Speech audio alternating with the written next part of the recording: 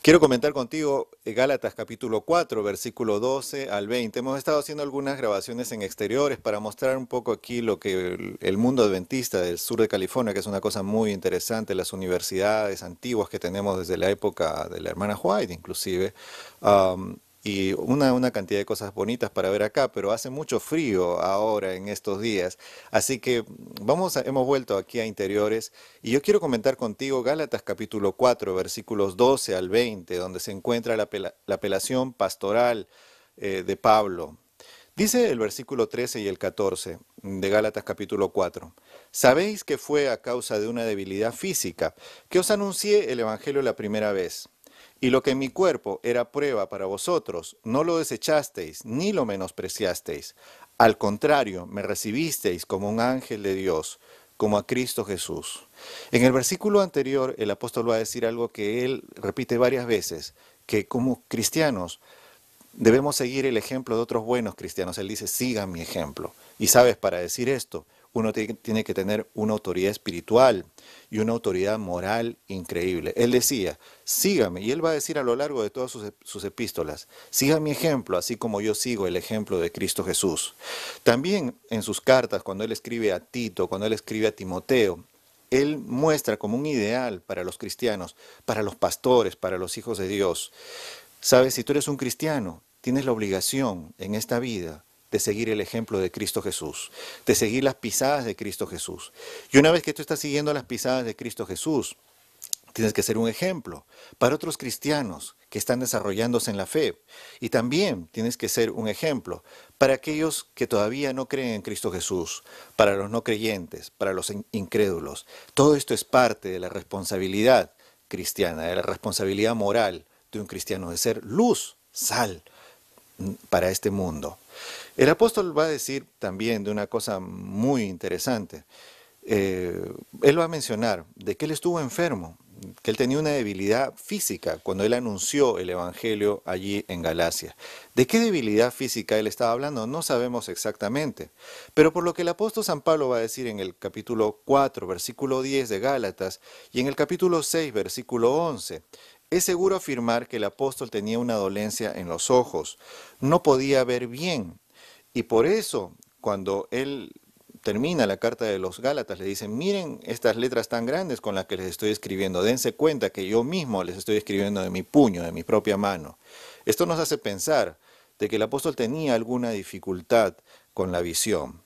En el escrito apócrifo, en el libro apócrifo, Los Hechos de Pablo y Tecla, escrito en el siglo II de nuestra era, hay una descripción, la más detallada de la tradición, acerca del apóstol San Pablo, y entre otras cosas se menciona allí de que el apóstol San Pablo tenía las piernas torcidas.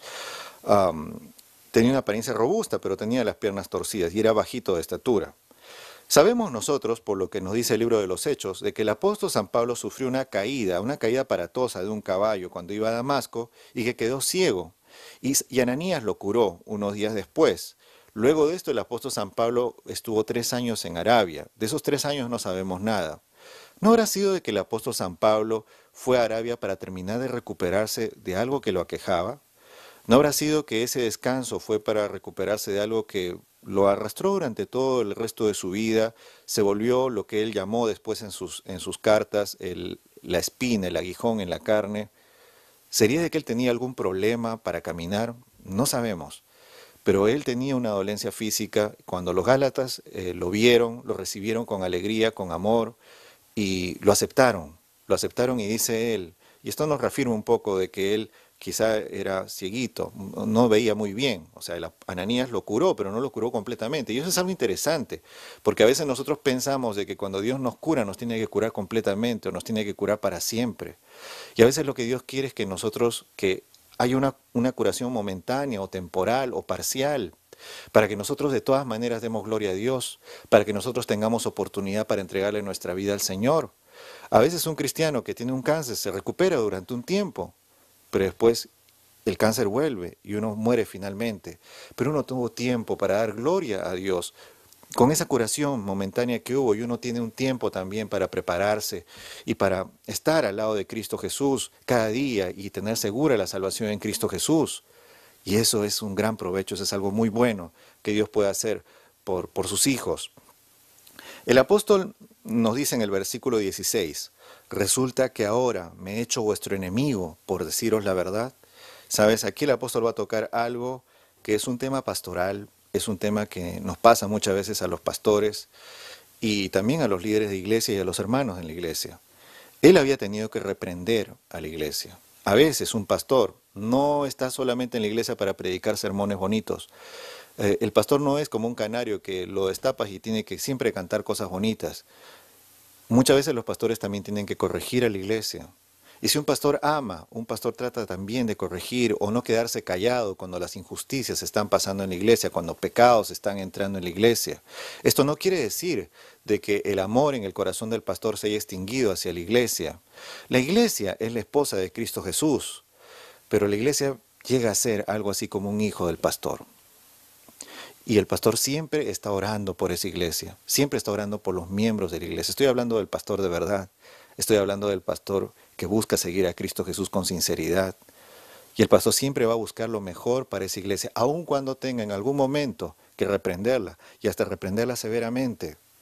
Uno ve que el apóstol en el libro de los Gálatas denuncia a los que están atacando el Evangelio, reprende fuertemente a la iglesia y diciéndoles cosas fuertes. Dice una cantidad de cosas. Ah, ¿Por qué? Porque el apóstol amaba mucho a esta iglesia y él pasa por ese riesgo para tratar de salvarlos.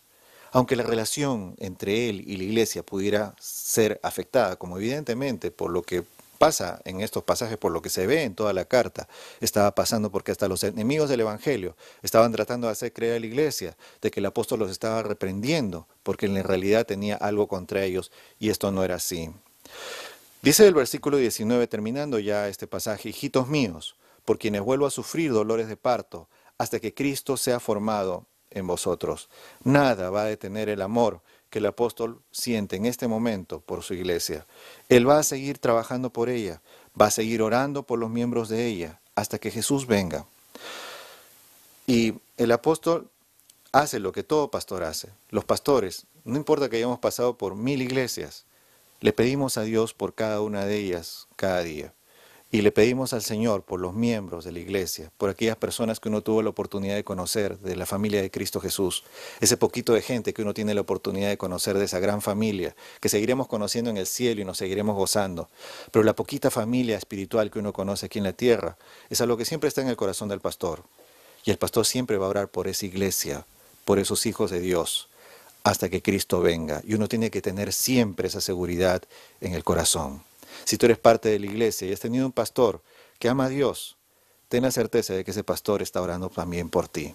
Y eso es algo que uno tiene que tener siempre en el alma. Y es algo que nos tiene que motivar a seguir adelante en el camino de la fe. ¿Por qué el apóstol reprendía tanto a la iglesia? Porque la amaba. Y punto. Así es. Que Dios te bendiga, que Dios te acompañe y que nosotros podamos seguir el ejemplo de Cristo Jesús, que podamos ser ejemplo para otras personas, que podamos siempre tratar de ayudar y buscar que la iglesia sea salva, incluso a veces teniendo que reprenderla, porque la amamos mucho. Que Dios te bendiga.